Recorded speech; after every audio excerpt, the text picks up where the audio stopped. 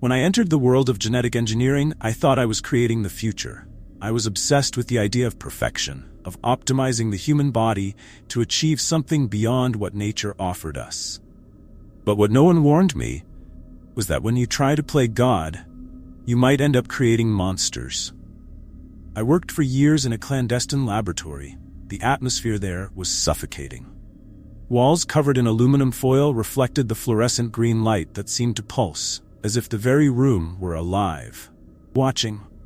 The smell of formaldehyde invaded my nostrils, a constant reminder of death and decay. Vials of mysterious fluids, some translucent, others cloudy, filled entire shelves.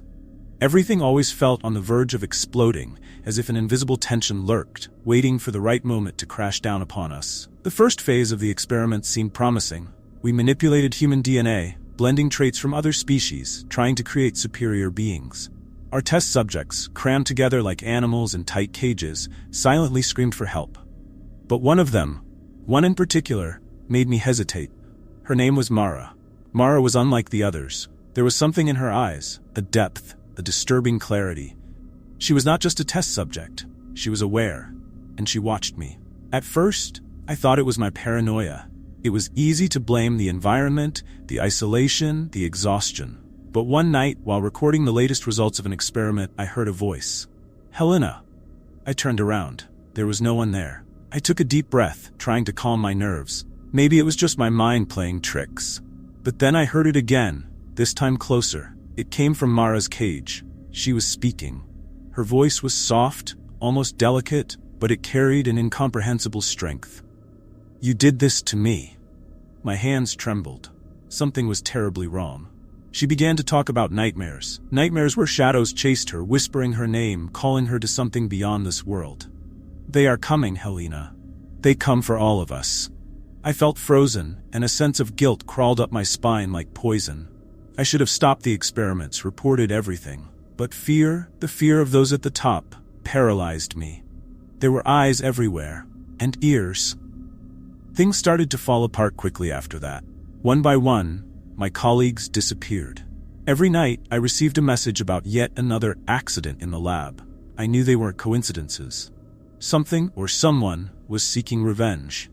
That night, I should have gone straight home, should have distanced myself from everything, but I couldn't. I felt something strange as soon as I entered my apartment. The air was heavy, dense as if it had weight. In the hallway mirror, I noticed something behind me. There she was, Mara. But she was no longer a twisted test subject of science. She looked human, more human than she had ever been. "You freed me, Helena. Now I will teach you what it means to be truly free." Her voice was no longer the same. There was a cold certainty in her words, as if she knew I would have no choice. The light flickered violently, and before I could comprehend what was happening, everything around me began to crumble. I woke up in the laboratory. The same laboratory where it all began. But now it was empty. The lights didn't flicker. There was no sound, except for the echo of my own footsteps. The cages were open. The shelves empty. Mara was there in the center of the room waiting for me. "Did you think you could create me and then destroy me? No, now you will learn." The words reverberated in my head, but the sound of them. It was as if they came from within me, from a place I didn't know existed. I was being pulled into a reality that wasn't mine. I tried to run, but my feet wouldn't respond. I tried to scream, but my mouth was sealed. The truth was simple. I had crossed a line. I had invaded a territory that did not belong to humanity, and now I was trapped in it. Mara didn't kill me. No, she did something far worse. I became part of her, part of that place, trapped between two realities, unable to escape. An endless experiment, a fragmented mind echoing through the empty corridors. I am a warning, a cautionary tale for all who dare to challenge the natural. If you hear me, if you sense my presence, run. Because perfection comes at a price. And I paid the highest of all. My name is Victor, neuroscientist, 35 years old. When I began this journey, I had a noble mission to heal the human mind. But what I didn't know was that when manipulated, the mind can take revenge in ways I never imagined. Now, sitting in this underground laboratory, surrounded by cold concrete walls, all I feel is fear. Fear of something I can't see but know is there, watching me. It all started 6 months ago with a patient named Lucas. He was just another case, another number in my catalog of experiments. The goal was simple: to map areas of the brain that could be stimulated to treat severe mental illnesses. But in science, the line between healing and torture can be so thin that without realizing it, I crossed it. In the midst of a session, something changed. Lucas, who had been calm until then, began to scream in a way I had never heard before, a sound that seemed to tear through the very air. His eyes, they rolled back, as if he were looking at something no one else could see. Then everything went silent. Absolute silence. The lights in the lab flickered, and when they came back on, Lucas was dead. There were no more screams, no movement, just emptiness. I felt panic start to consume me, but I decided to cover everything up. I erased the data, hid the results. No one could know that I had failed so terribly.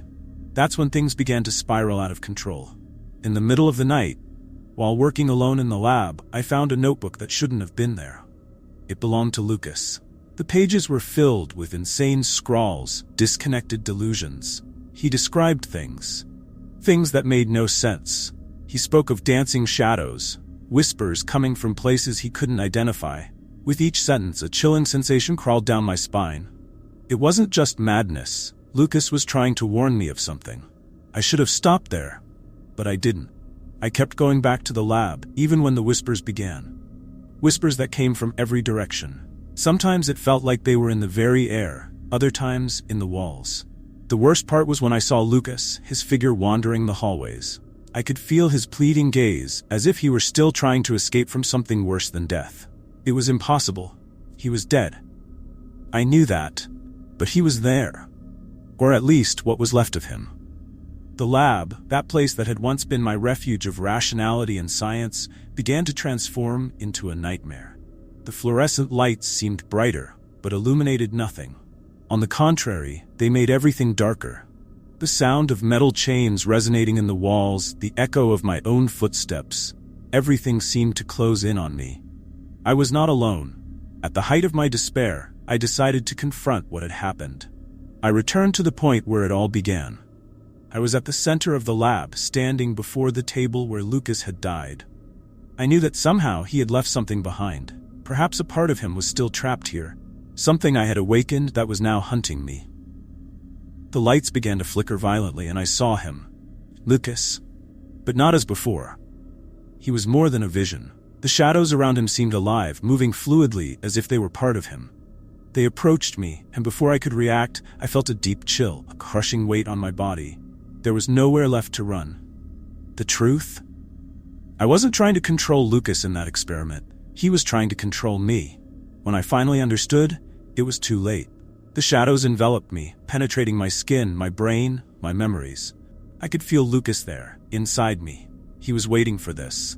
I was no longer the neuroscientist controlling his mind. He had turned me into the experiment. Now, I am here, trapped. I no longer know how much time has passed. The lights no longer turn on. The lab has been closed, sealed off. They say something went wrong and no one dares to enter anymore. But they don't know I am still here. Or at least, what's left of me. From time to time I see new faces, young scientists entering this place, full of hope. They don't know what awaits them.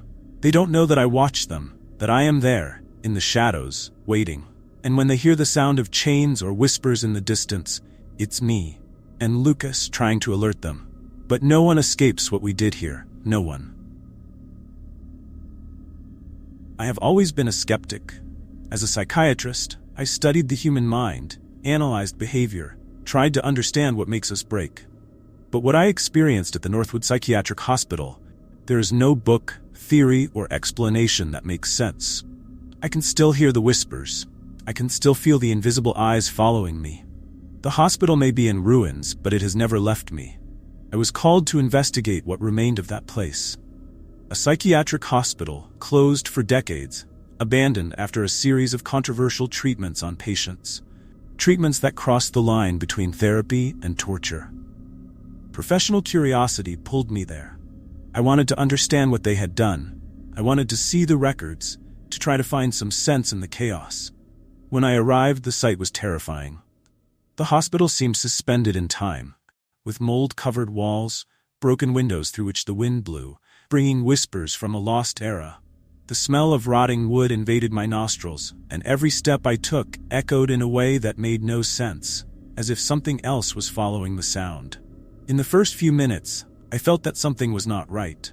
It was as if the darkness of the walls were alive, watching my movements. Or perhaps it was my mind playing tricks on me. I was alone. Or I should have been.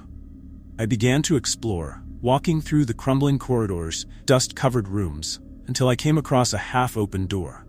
It had been locked in my initial report, but now, strangely, it was wide open.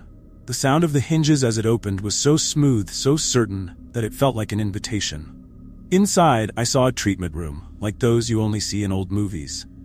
Rusty equipment scattered about, an electroshock chair in the center, with the straps still fastened.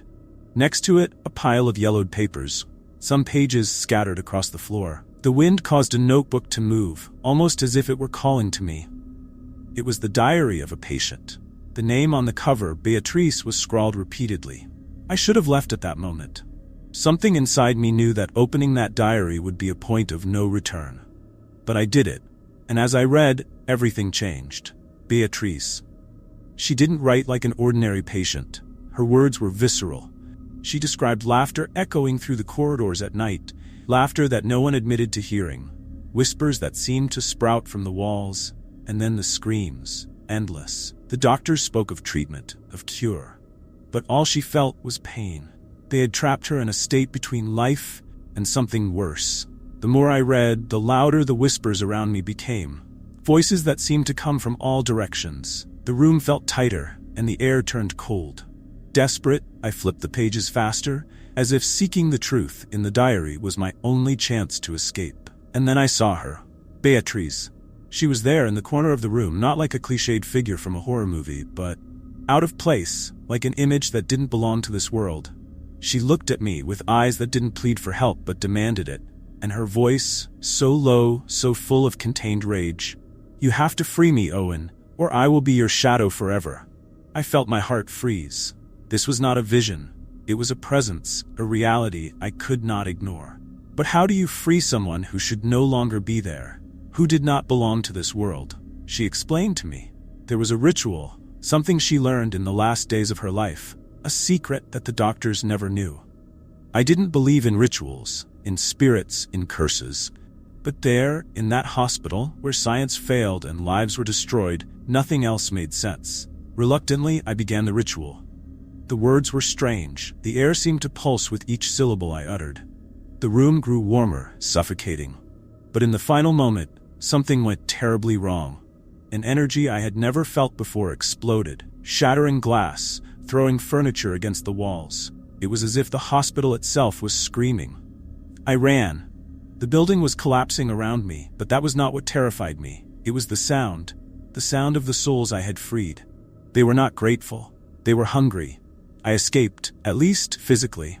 When I looked back, the hospital was in ruins, smoke rising from the debris, and silence finally seemed to have prevailed. But that night, as I tried to sleep, I felt a presence beside me. "Beatrice," she whispered in my ear. It was no longer a plea for help. It was something deeper, darker. She didn't need freedom. She wanted company. And now I was hers. "You cannot escape, Owen. I will be your shadow, always." Since that night, she has never left me. I close my eyes, and I see her. I walk the streets and feel her touch. Sometimes at night I hear her laughter and the screams. They never stop. I have always been driven by science, by the relentless pursuit of answers. It wasn't the boundaries of ethics or morality that held me back, but rather the lack of technology and funding. So when I was offered the chance to participate in a groundbreaking experiment that promised to merge the impossible with the real, I accepted. I thought I was in control. The truth is, I never was. My laboratory, hidden deep within a dense and inhospitable forest, was a mausoleum of steel and glass. Walls clad in cold metal, state-of-the-art monitors flickering endlessly. Everything seemed modern, impenetrable, but time was leaving its marks. The smell of rust hung in the air, the bluish, flickering light from the monitors casting distorted shadows in the empty hallways. That place, once a temple of science, now felt like a tomb awaiting its owner. The proposal was ambitious, to create a new form of life. to use biotechnology to merge human genetics with other things. Things that should have remained legends. Creatures that defy nature beyond any comprehension. But my team and I, blinded by the allure of the unknown, crossed that line. We injected DNA from these aberrations into human subjects, believing we were gods shaping the next step in evolution. The first weeks were promising. The hybrid creatures showed signs of genetic enhancements, strength, agility, heightened perception, but something didn't fit.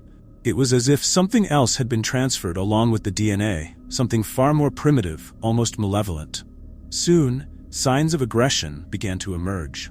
At first, we ignored it. It's part of the adaptation, we said. The body is adjusting, we justified. But the creatures' gazes began to change. They knew something we didn't. We were studying them, but we were the ones being observed. And then the disappearances began. First, it was a technician, then another scientist. Always in the dead of night, when the lab grew silent, almost as if the building itself was whispering. They vanished without a trace, and the monitors, ever reliable, mysteriously failed during those hours. We all knew something was happening, but no one wanted to admit it. Until that night. It was late. The silence was suffocating, the only sound coming from the soft hum of the machines. I was alone, reviewing data, when I heard a sound. Something beyond the hum of the machines, something wet, as if something was dragging itself through the corridors. My heart began to race, and the blue light from the monitors seemed to flicker erratically.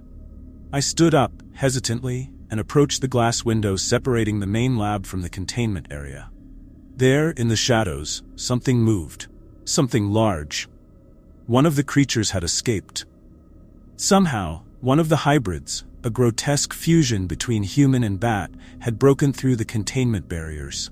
I watched it glide through the shadows, its enormous, twisted wings reflecting the dim light from the monitors. Its eyes, those eyes glowed with an intelligence I hadn't expected. It wasn't a mere animal.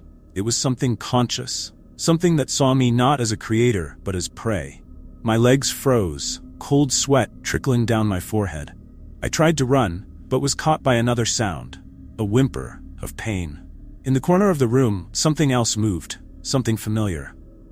It was Pavel, my closest colleague, or at least what was left of him. His eyes met mine, and for a moment I saw the man he used to be. But his body was no longer human. He was twisted, contorted, with elongated and disproportionate limbs. Thin, almost translucent skin revealed veins pulsing with a darkened red. He tried to speak, but his voice was shattered, mingled with the hoarse whimper of a being that should not exist. He raised a deformed hand as if pleading for help. I couldn't move. All I could feel was the weight of guilt crushing my chest. Pavel was not just dead. He had been transformed into something worse. Something I had created. Before I could react, the bat hybrid attacked. Its speed was superhuman, and in seconds, it launched itself at me, slamming me against the cold floor. Its eyes locked onto mine, and in that moment, I understood that my life would end there, like the others. It wasn't just a failed experiment. It was something more, something I could never comprehend. Desperate, I tried to reach the communicator. The last hope to call for authorities, to ask for help, to confess the horrors we had committed. But all I heard was static. There was no escape. We were all doomed. As I struggled to breathe, the hybrid growled something, a sound that shouldn't be possible for a creature like that. But I understood. It told me what I feared, that the transformation was complete. Not just in the subjects, but in me as well. I felt it. The change began. Not with pain, but with a sensation of emptiness. My bones cracked, my skin tore, and the lab around me faded as my vision blurred. I wasn't dying. I was becoming one of them, and now all I can do is wait. Wait for the next fool to come investigate this place. Because just like Pavel, like the others, I was not freed, I was condemned, and I will be waiting. I have always been obsessed with science, with everything it can offer, especially biomedicine. The power to create, to repair what is broken, has always fascinated me. When I secured that internship at a secret research facility, I thought I was at the peak of my career, one step closer to achieving everything I had dreamed of. Little did I know that, in reality, I was approaching my own demise. The facility was perfect. Every detail, from the impeccably white walls to the sterile smell of chemicals, screamed control. But, over time, This perfection began to suffocate me. The light, always bright, seemed harsher with each passing day, as if it were trying to hide something. The absolute silence made every sound echo in a dissonant, distorted way. I began to notice that no one there looked each other in the eye for long. There was a weight in the air, a feeling that something was wrong, something we didn't want to admit. I was recruited to work on a cloning project. The idea of duplicating life, of manipulating the genetic code with such precision, was irresistible. However, what I was presented with there was vastly different from what I had imagined. The people we created were not mere duplicates. They had consciousness, memories, they knew they were copies. Worse still, they knew they were disposable. One of them, a woman named Lara, always stared at me oddly, even from behind the glass. I tried to ignore it. I tried to think of her as just another experiment. But one night, when I was alone in the lab, something changed. I was reviewing some notes when I noticed a phrase written on the wall, something that shouldn't have been there. "Do you see me?" My heart raced. It was impossible. There was no one else there but me. I checked the security cameras. Nothing. I returned to the wall, rubbing my eyes, convinced I was exhausted, that it was a hallucination. But the phrase was still there, and the most disturbing part was that the handwriting looked like mine. The following night, the same thing happened. Only this time, there was another phrase. "Help me." I felt a deep chill spreading through my body. Something inside me said it was impossible, but the other part, the curious part, the one that had always pushed me toward science, made me stay. I began to investigate. I discovered in the old project notes that Lara was not like the other clones. She had developed a form of advanced consciousness, something the scientists did not expect. They tried to erase her, to reset her mind, but failed. She remained alive somehow. The messages on the walls began to come more frequently, and Lara, or what was left of her, started to communicate directly with me. Her words were desperate, filled with pain. She didn't want revenge, she wanted freedom. "Free me," she wrote, "or you will be next." Meanwhile, things in the lab began to fall apart. The other scientists were disappearing one by one. Each time someone vanished, I felt an invisible pressure in the air, as if something was moving in the shadows, something we couldn't see. Paranoia took hold of everyone. No one trusted anyone anymore. Panic spread quickly. And then it was my turn. I knew Lara was after me. Not physically, but something of her. Something that existed beyond that body behind the glass. She was everywhere. In the walls, in the machines, in the air I breathed. She was part of the facility now. On the last night, I had no choice. I knew that if I did nothing, she would come for me, and I wouldn't survive it. So I went to the containment room, where Lara was. The lights flickered and failed. The profound silence was broken by a distant hum, like the sound of ancient machines waking up. I saw her through the glass for the last time. She was no longer just a clone. Something had changed. Her eyes, once filled with pain, were now empty, as if she had accepted her new form. The wall behind me filled with words, all written at once. "Release me." Without thinking, without hesitation, I opened the door. The icy air that rushed out hit me like a gust of wind, and the moment she crossed the threshold, I knew I had made a mistake. It wasn't just Lara that I was releasing. A portal. I can't describe what I saw.